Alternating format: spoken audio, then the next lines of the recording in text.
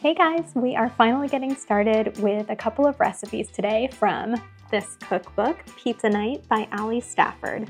Fittingly, for my first pizza recipe, I'm going to be making the cover recipe, which is salami and red onion pizza with Calabrian chiles and hot honey. As for the salad that I'll be making alongside, that's going to be the Little Gem salad with avocado, scallions, cucumber, and green goddess dressing. So that might sound like just two recipes, but it's not. That's going to require me making quite a few sub-recipes like pizza dough, pizza sauce, whipped ricotta, and green goddess dressing. I'm excited.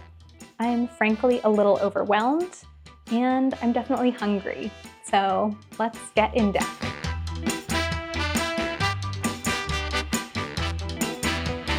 Hi, I'm Maddie. I write a newsletter called On the Cusp, which is where I first wrote about my personal challenge to cook my way through an entire cookbook. I'm going to be documenting that challenge here, but this isn't a cooking show.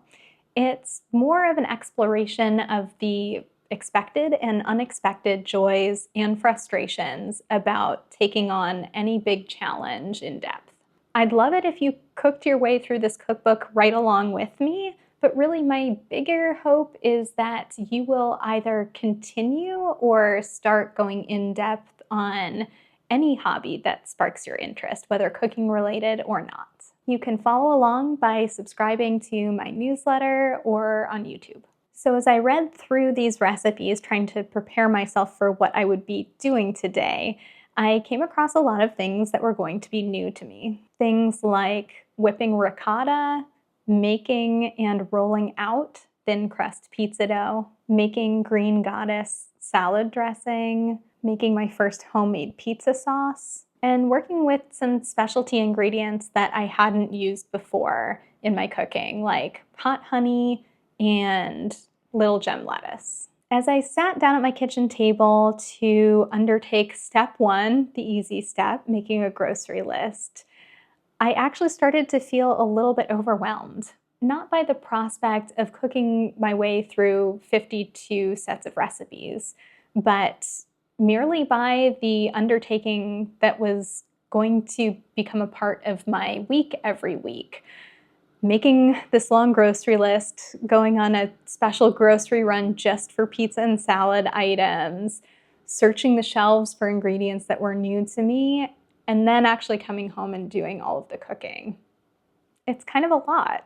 Another thing I wasn't entirely prepared for when I got to the grocery store was just the amount of time that I was going to spend looking for new things. I would say I spent about 5 minutes in front of the lettuce section trying to identify and failing to identify Little Gem lettuce, frantically Googling to find out what might be kind of similar, and then of course coming home and realizing that the author had given me a totally low-key substitute, just any salad greens. In addition to being a little bit surprised by how much time I spent at the grocery store searching the shelves for things like Calabrian chili paste, I was a little bit surprised at the grocery bill.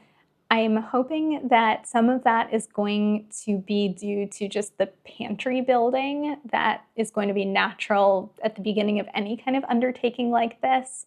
So I spent $90 when all was said and done, $30 of which came from just two ingredients, the hot honey and the salami. And that's about the cost of dinner for two with drinks at one of my favorite local pizzerias. So hopefully as this challenge goes on, the grocery bills will come down a little bit, but I would love to continue sharing transparently because the cost of ingredients is a big deal. Let me know if you'd like me to keep sharing details like that as I move forward. So I got home, put away all my groceries, and earlier I started prepping for today's undertaking. First, I set an alarm on my phone to take out the dough a couple of hours before I was to begin stretching it so that it could proof at room temperature. And then I began with making the pizza sauce. That involved taking a can of San Marzano tomatoes, a garlic clove, some salt, and some extra virgin olive oil, and dumping everything into a food processor, blending it up, and pureeing until it was smooth. One hot tip there, I totally forgot that I own a mini food processor instead of a full-size one, and definitely created a bit of a mess for myself there. So, word to the wise, blend in 2 batches if you have a mini food processor. The salad dressing was next, and that one was really fun too.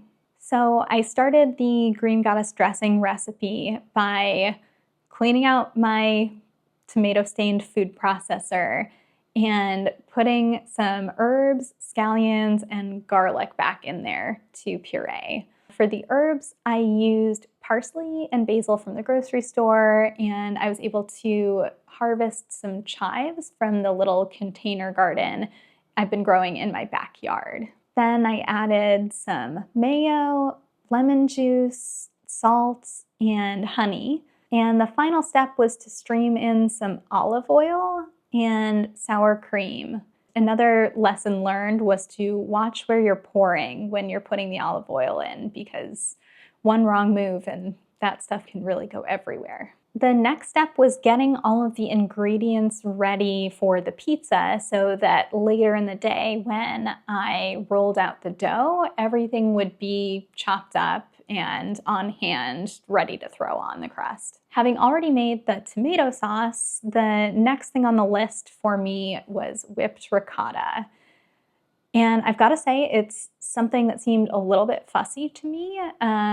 Instead of just spooning ricotta on the pizza at the end, you dump it into the food processor and blend it for a little bit until it's light and fluffy. However, that was one area where I was totally wrong. It was not overkill. It was complete magic how it transformed the texture of the ricotta from kind of grainy and heavy to something light and fluffy and totally delectable. I wasn't able to find Calabrian chili paste at the grocery store, but on the very highest shelf, I was able to find a tiny jar of Calabrian Chiles, which I stood on my tiptoes to reach. And so I got on my latex gloves because I'm a contact lens wearer, and I've been burned literally before by not wearing gloves while chopping up chilies, and I attempted to make some kind of chili paste out of those. I had a nice ball of mozzarella that I got at the grocery store, and I tore that up into tiny little pieces that we could top the pizzas with. I took the red onion and sliced that up super thin, and I did the same with the salami. Finally, I prepped for the salad. I wasn't able to find Little Gem salad greens, so I chose butter lettuce instead because Google told me that that might be a good alternative. So I washed all that lettuce and processed it. With the cucumber and the asparagus, I was supposed to use a vegetable peeler and peel those into long, pretty ribbons to adorn the top of the salad. And I would end up throwing in half an avocado to the salad too, but I left the slicing of that until the last minute. Finally, when my cell phone alarm went off, I took the 2 balls of dough, the thin crust dough that I had prepared a couple of days ago, took them out of the fridge, and put them into a larger vessel for proofing at room temperature for 2 hours. It's easy as I sit here to make all of those steps sound simple and straightforward. And they were pretty easy to follow as a beginner, but they did take the better parts of a morning and early afternoon to complete. As it started to feel to me like the walls were closing in, that this was taking a lot of time, I realized that I had to reframe this for myself. I think it's really easy, especially with a cookbook as beautiful as this one, or any one of the many beautiful ones I have on my shelf or you might have on yours, to start to feel like cooking from any of them is a lifestyle that you don't have access to. In my early 20s, I remember feeling like my time and energy were both boundless. And in recent years, that has stopped being the case. I've had much more limited time and energy to work with as my life has gotten more complex and I get a little bit more tired. So at least for me in this stage of life, adopting this identity of person who cooks from all of her cookbooks regularly is a little bit aspirational. So I decided that I needed to set down the idea of thinking about this as an identity and start thinking of it more as a hobby. The thing about an identity, and this is in a lot of aspects a really good thing, is it's something that feels natural and effortless. But especially at the beginning of an in-depth project that we pick up for the first time or for the first time in a long time, it's going to feel quite effortful. It's going to require an early investment of time and energy, certainly, and maybe even money. But that's a totally natural thing to do when we're throwing ourselves into a new obsession or hobby. We spend a lot of time planning out, thinking about, getting excited about whatever we're going to do next. And so I just started thinking for myself, the more I think about this project as a hobby, one that I'm pouring myself into for a set period of time, and less as an aspirational identity that I may not feel like I can quite measure up to, probably the better results I'm going to have. It's totally normal for a cookbook to present this kind of idealized version of what gathering around the table is going to look like. And it's totally normal for that not to quite line up with what your life looks like. Same thing if you're envisioning becoming the kind of person who plays guitar regularly or picks up a new language. There's just always going to be this disconnect between the idealized aspirational identity of being a person who does that and the reality, which is going to require a lot of hard work. So the more that I started to think about this process as a hobby, the more I started enjoying it. I sat down with a cup of coffee and planned my grocery list, didn't feel the need to rush through my grocery shopping, which on a normal week I definitely would. And I just enjoyed listening to music and podcasts as I was doing all of the prep work. If that reframing resonates with you too, I would love to know. All right, enough talk. I'm gonna go make some food.